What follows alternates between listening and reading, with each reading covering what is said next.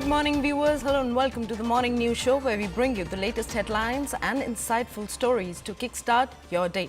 I'm Koina Sharma and you are watching CNN News 18. First up, on top of this bulletin, we're tracking a breaking input coming in from the international grounds, where after Trump scrapes citizenship by birth in the United States, US President Donald Trump, who took office on Monday, has now weighed in on the ongoing debate over the H-1B foreign guest workers visa, saying that he preferred both the sides of the argument, while also noting he liked very competent people coming to our country. Well, these are the latest inputs that we are tracking from the ground, where during a press conference at the White House on Tuesday, Donald Trump said that he wouldn't stop and he prefers both the sides of the argument. Let's hear out more on this. I like both sides of the argument, but I also like very competent people coming into our country, even if that involves them training and helping other people that may not have the qualifications they do. But I don't want to stop. And I'm not just talking about engineers. I'm talking about people at all levels. We want competent people coming into our country. And HB1, I know the program very well. I use the program. Maitre d's, wine, experts, even waiters, high-quality waiters. Well, to weigh in on this entire controversy and the debate surrounding the H-1B visa, Siddhant Mishra joins us on the broadcast. A very good morning, Siddhant. Siddhant, the H-1B visa program has been a very contentious issue in the United States. Now, with debates around its impact on American jobs and the economy, what implications might Trump's statement have for the future of this program? Well, very good morning, Kohina. Trump has always been critical of the immigration policies during President Biden's regime. In fact, in the run-up to the elections also, he made tall promises that he's going to change the immigration policy, perhaps bring some strict norms so that, only the highly qualified, skilled people could get H-1B visas. And perhaps now, since he has assumed the office, this was the first time that Trump has taken a question on H-1B visas. And in fact, when reporter asks him that, do you want to keep H-1Bs or get rid of them? To which Trump said, I like both sides of the argument, but I also like very competent people coming into our country. I don't want to stop, and I'm not just talking about engineers, I'm talking about people at all levels. We want competent people coming into our country. Now, in the first Trump regime also, we saw that how there were some strict norms which were put in place, perhaps, and in those days, in the first Trump tenure, many people faced difficulties in getting H-1B visas. But look, H-1B visas is a need of an hour for US, and in fact, the US business lobby understands it very well. So whosoever is in power perhaps has to listen to the US business lobby, especially the tech lobby, before deciding on H-1B visas. They may not completely agree to the program which is put in place right now, but they cannot just change it in a day, because that perhaps has a direct impact on the US tech industry and the other businesses which require highly qualified, skilled people. Now, yes, there's going to be strict norms put in place as far as this program is concerned. We could expect only the highly qualified engineers and people in the other professions to get H-1B visas in the Trump regime. This exactly was the case when he came for the first time also, when he was the president for the first time. Once an individual qualifies for that category, he may get the visa, H-1B visa. So that was the policy during his first regime, and this would be the policy in his second regime as well. Because there is a lot of pressure on Trump from the business lobby, from the tech lobby. He cannot just change the entire immigration program in a single day, or perhaps can say he cannot say that, you know, I don't want to I want to stop this program, or perhaps I'm going to bring a stricter norms for this program. So that is not possible, and perhaps that is exactly what Trump is saying when this reporter asked him that I like both sides of the argument, but I also like very competent people coming into our country. Indeed. So Trump has to say that the competent, qualified people should get the H-1B visas. Perhaps that's going to that is where he is going to frame his policy for this program. Right, Siddhant, I'll request you to stay with us on the broadcast as Akanksha is also joining us now. A very good morning, Akanksha. Akanksha, Trump's administration has previously also taken stances and has been largely vocal about the H-1B visa program. But in the previous times, there have been a hard stance on the immigration. But his recent comments are somewhat suggesting a softer approach to the skilled foreign workers. What more do you have to say about this? At Koina, we have actually been observing there's been a lot of flip-flop in Donald Trump's stances when it comes to whether imposing that ban on TikTok, which began in the previous Trump administration. Now, similarly, is the approach towards H-1B visas. In the previous Trump presidency also, he had noted that stance was very strict and hawkish. But this time around, you know, we've also observed a notable divide which exists within Donald Trump's support base regarding the H-1B visa system. Say the likes of Elon Musk or even Vivek Ramaswamy have advocated for the program as a means that can, you know, recruit qualified tech professionals. Other supporters in the MAGA base, remember, have been contending to diminishes job opportunities for American workers. So that in itself is going to be a tricky tightrope walk for the U.S. president, who just now has, in fact, in the comments that you've been highlighting, has said that I like both sides of the argument, but I also like that very competent people coming into our country, even if that involves them training and helping other people that may not have the qualifications to do so. Now, remember, he's also echoing the very same sentiment which has already been shared by, say, Vivek Ramaswamy, who's also gone on to attack the current existing academic system in the United States. He's talked about how the U.S. academia at the moment doesn't, create professionals. He talked about how there's always focus on the prom queens, but when it comes to the mathematicians or the more, say, geeky students, they're not really respected.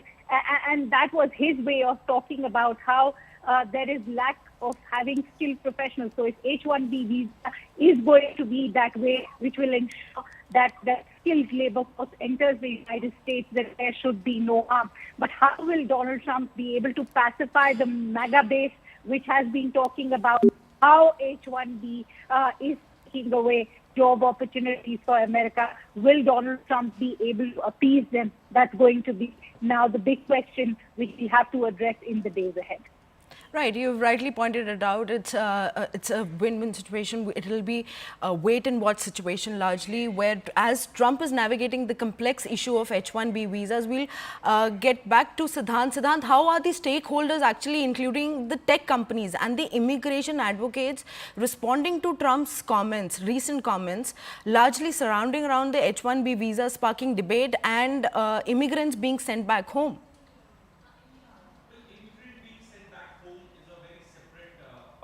Issue.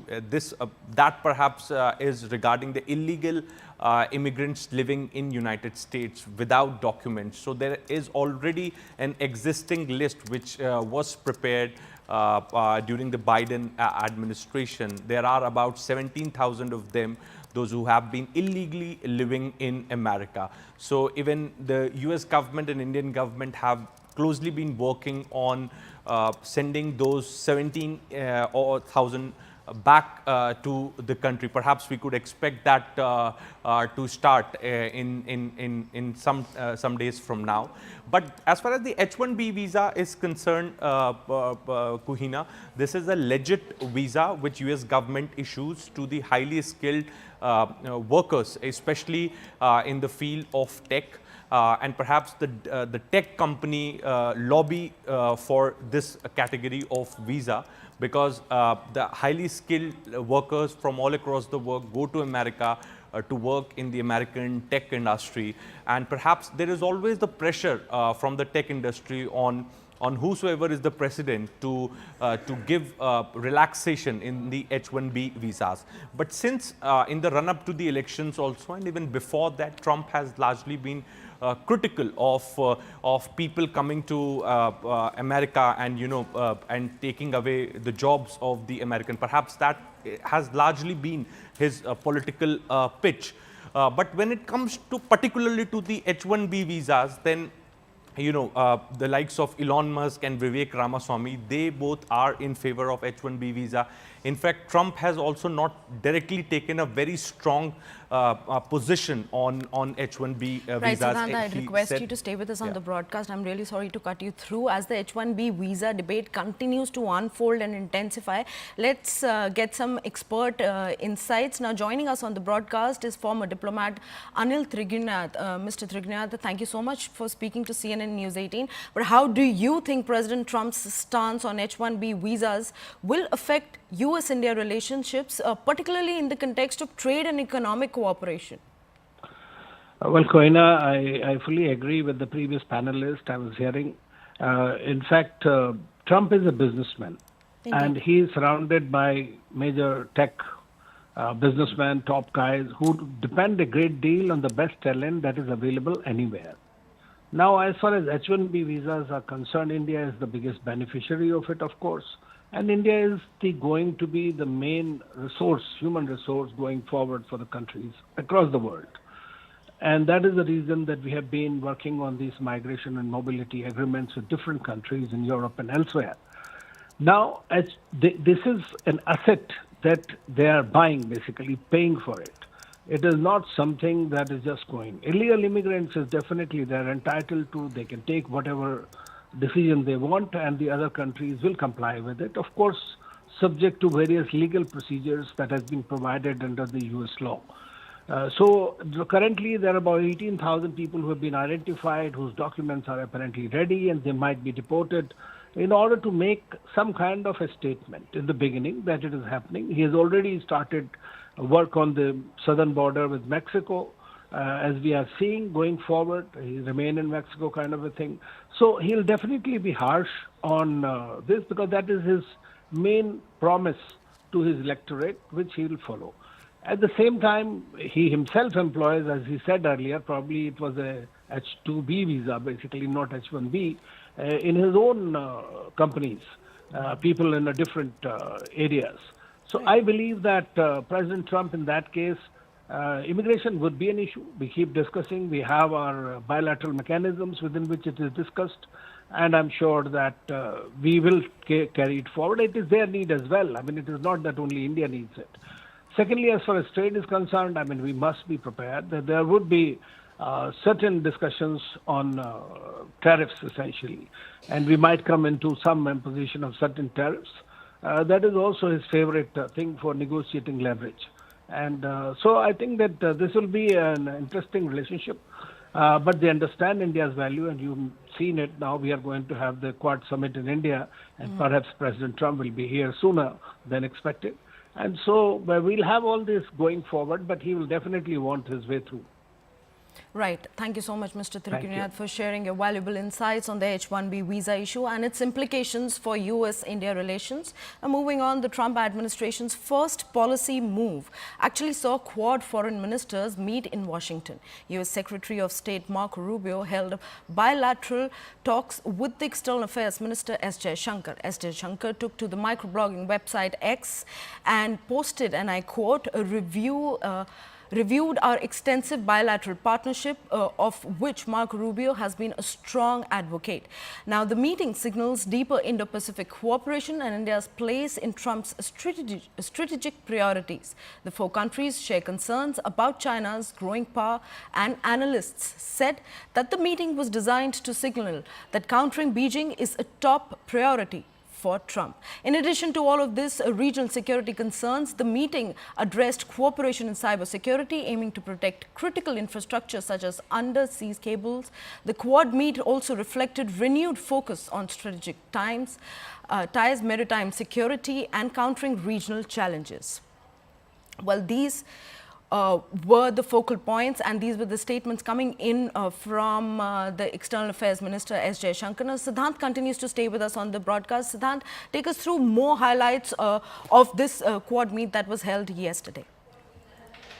Well, Kuhina, this Quad meet holds a lot of significance as it was Marco Rubio's first day in office, and after addressing the staff at the State Department, the first thing he did was to take a Quad meeting with the foreign ministers of India, Australia, and Japan. Perhaps that became the first engagement of Marco Rubio in office, followed by which he held bilateral talks with EM S. Jaishankar.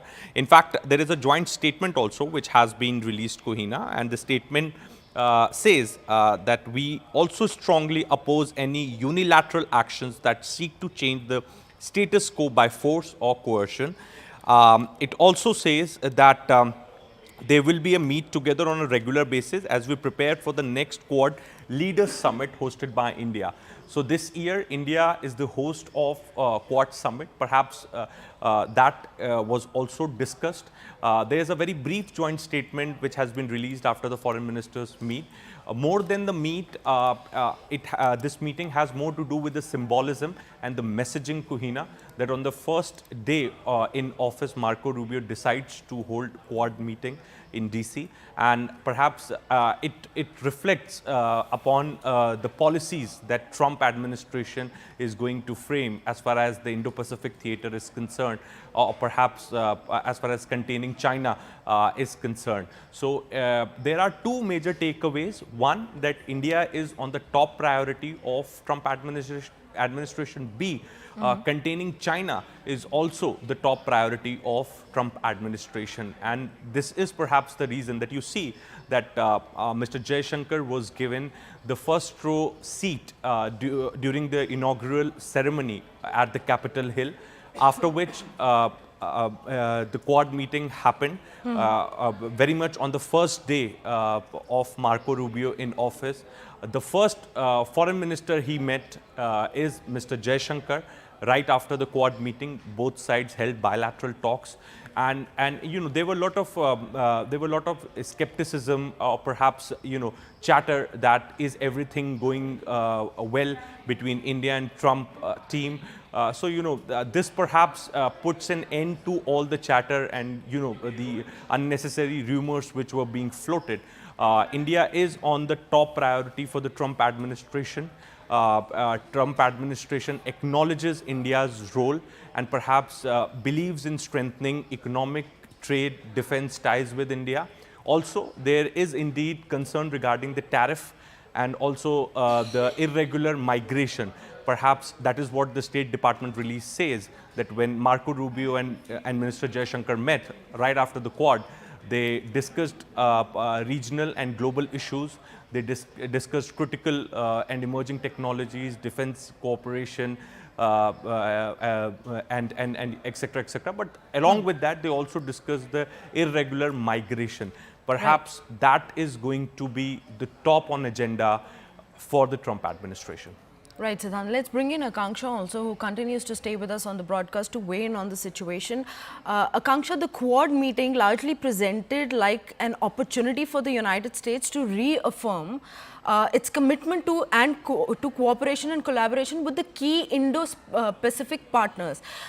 Do you really think there was a balance maintained while taking those certain steps during this meeting and resetting the agendas to reaffirm their commitment to a free and open Indo-Pacific? Of course, this is a meet which is been sort of an extension of what Donald Trump had done. He had expanded the role of Quad in his previous presidency. And as far as balancing the roles is concerned, we've seen how Marco Rubio has reached out to his counterparts, whether in India, Australia, or even Japan. Something that was, I think what stands out is the importance, the timing of this, because remember, it was day one for the Secretary of State. Not only has the External Affairs Minister from India, Dr. S. Jaishankar, in fact, met Marco Rubio and his counterparts from the other Quad members, Australia and Japan. He's also gone on to meet and have a very fruitful discussion with the NSA as well, Mike Waltz. So I think the timing and the messaging is very clear that prosperity and a safe and free and open Indo-Pacific is going to remain a priority for the United States, and that the United States has gone ahead to host and meet these Quad members who, as far as Siddhant was highlighting, India is already being represented by our Honorable External Affairs Minister. Now, to touch upon what Mr. Jaishankar's agenda was, it was a 5-point agenda during this Washington trip. Remember, it is his third visit to the United States in the past 6 months. It's also one that is setting course for an intense engagement with the Trump administration, beginning with what I think Dr. Jaishankar will also be hoping to bring in is going to be an early meeting between Prime Minister Narendra Modi and Donald Trump. Mr. Trump had already indicated to his new cabinet members that he hopes to meet the Chinese president in the early days, and he will also be meeting the Indian Prime Minister. We are hoping that during the Artificial Intelligence Action Summit in Paris, when Prime Minister Modi will be traveling to Paris next month, India is hoping that there may be a meet between Donald Trump and Prime Minister Modi. We'll have to see. But important to highlight that Prime Minister Modi was one of the early dignitaries to have met Donald Trump in 2017, soon after he was appointed as the president after the inauguration. So one of the agendas was also to work out a meeting, not to forget that India will be playing host to Quad this year. So a date for Quad, we await more details to come out from the Quad meeting that has happened today. But there should be very fruitful discussions and results coming out of this. As Siddhant was also highlighting India's concerns as far as tariffs or reciprocal duties, as the United States is calling it, we'll have to navigate those as well. And according to the U.S. Immigration and Customs Enforcement report of 2024, they had indicated that close to 18,000 Indian nationals out of 1.4 million are going to be removed because they are illegal. They are amongst those immigrants who are already in detention centers. And that also makes us one of the fourth largest group by nationality, following Mexico, Honduras, and Guatemala. So we'll have to see how India approaches the issue of illegal immigrants. Right, Akanksha. Thank you so much for bringing in all those details. I'd like to thank Siddhant Mishra also for joining us on the broadcast and giving us all those updates. But as we await the outcome of this critical meeting, one thing is very clear, that the Quad's unity and cooperation will play a vital role in shaping the future of the Indo-Pacific region. But now we're shifting